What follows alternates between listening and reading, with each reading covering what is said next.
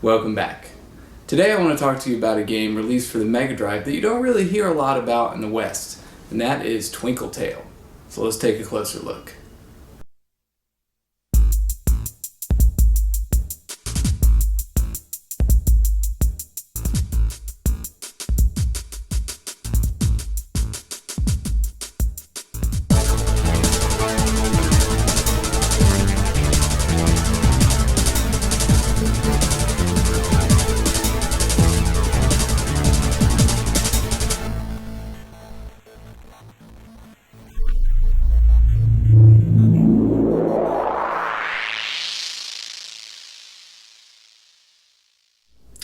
Here's a look at my repro cart. Now the reason I have a repro cart is because this game was only released in Japan on the Mega Drive.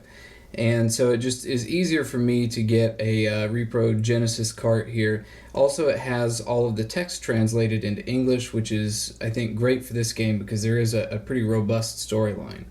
So I wanted to take just a minute here to talk about Genesis repro carts and some related issues.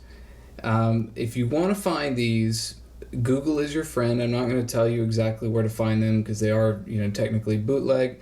I don't have a problem with these as bootlegs because obviously the people who made this game are not getting any money for it anyway, so you're not really hurting anyone.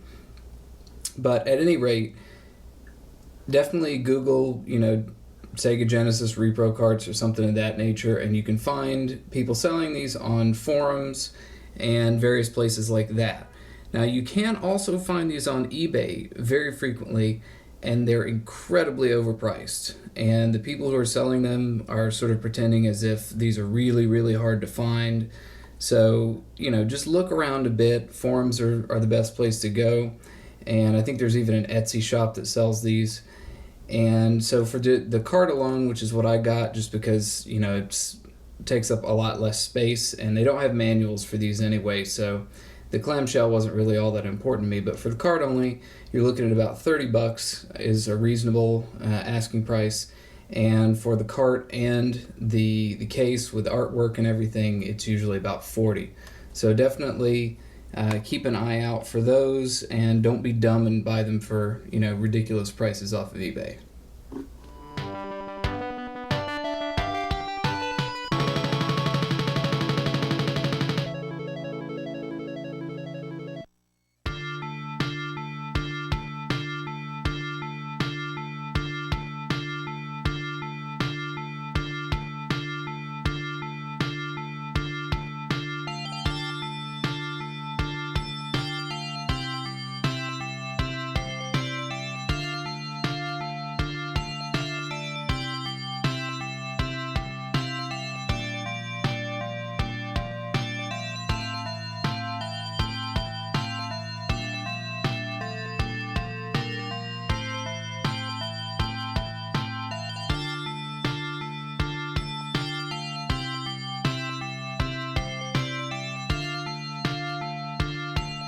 Twinkle Tale was released in 1992 for the Sega Mega Drive in Japan, and it was only sold for a brief period of time, so the carts are actually kind of hard to track down and quite pricey.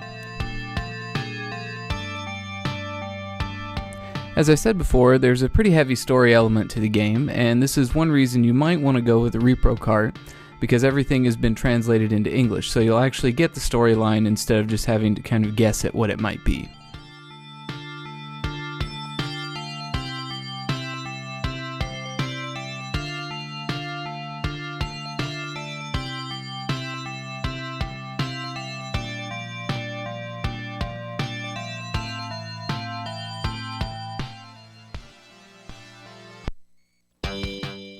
In terms of genre, this game can be described as a free-roaming shooter, an overhead run and gun, or I think also you probably could describe it as kind of an action RPG on rails, as there are different paths through the stages that you can choose, although the end result is basically the same. There are 3 weapons to choose from. There's a wide shot that has kind of medium power, a straightforward shot that has a very strong power, and then there's a homing shot, which is fairly weak as you might expect. And you can switch between the 3 shots with the C button.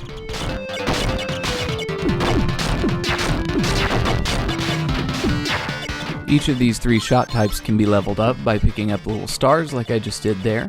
And if you look up at the top right, you can see the level of each weapon, and it can go up to level 3. And it'll level up the weapon that you're currently holding first until it's maxed out, and then it'll begin leveling up the other weapons. And one of the things that makes this game a lot of fun is just learning where to use what weapon, and adds kind of a layer of strategy to the game.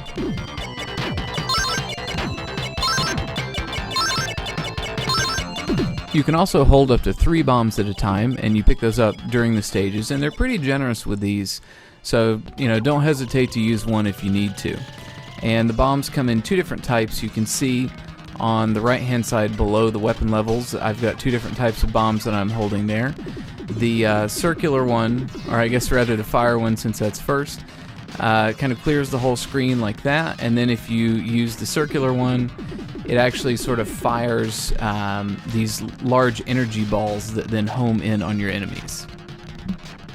You start out with 3 life points, and you can see those at the bottom right hand corner there. And every time you take a hit, not only do you lose a life point, but your weapon that you're currently holding also loses a level.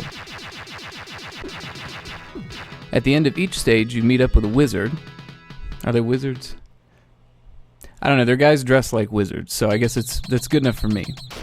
But at any rate, they give you an additional life point for the following stages. So as the stages become tougher, you have more hit points to deal with. So it really, makes the game nice and balanced.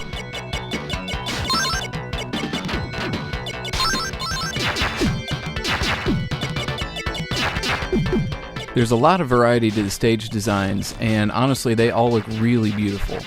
This game was released in 1992, but it really looks like a later release for the Genesis, and that might be one of the reasons that the original cart goes for so much now.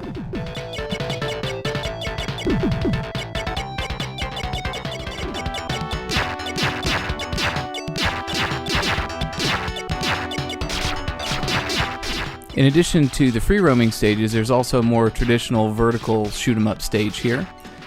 And this one actually adds a lot of nice variety to the game, although it can be very difficult because of the enemy placement.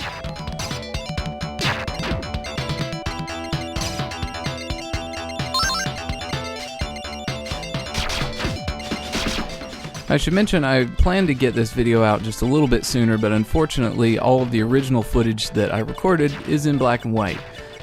So just, be sure if you're using S-video connections that everything's plugged in securely.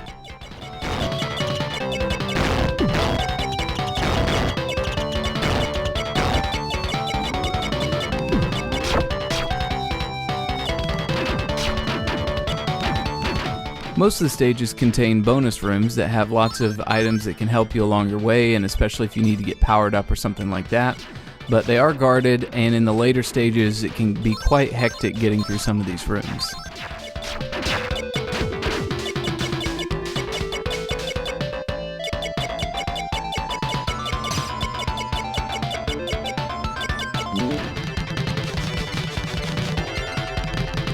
Each stage has a mid-boss of some sort that's usually not too hard once you sort of figure out the trick to it.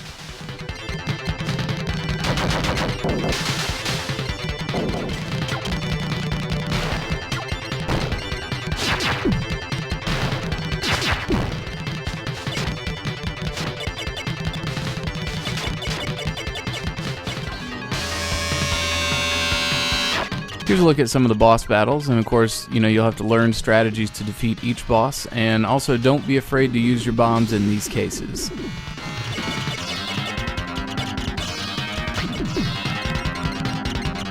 I should also note that during the boss battles, your character is locked facing forward, so that makes these a lot easier in terms of aiming your shots.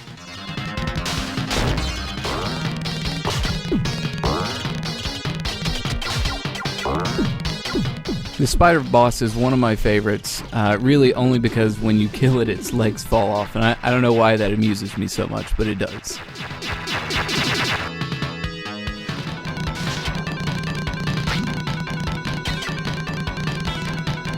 Some of the later bosses become quite difficult and require not only a good strategy, but also quick reflexes.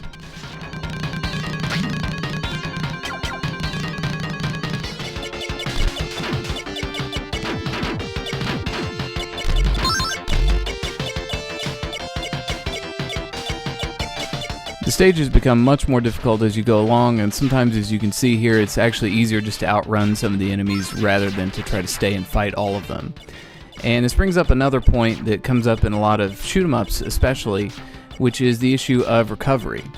Now, sometimes it's really hard to recover in this game. If you die and you continue, then you start back with all of your weapons at level 1. So sometimes it can be really tough to get those things leveled back up in some of the later stages.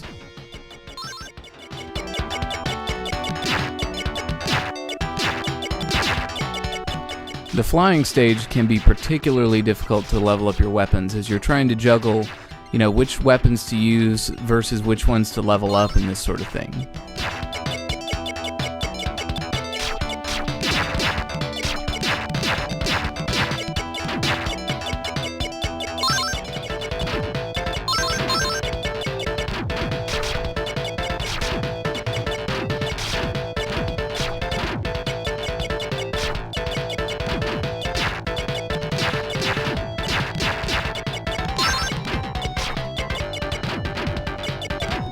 All in all, this is a great game, and I think if you have a Genesis, you really should get a copy of this.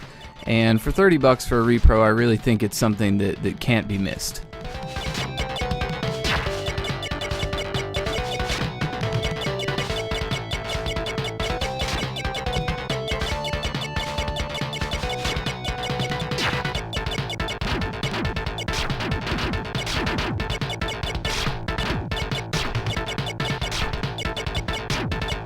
Like always, I hope you enjoyed the episode, and thanks for watching.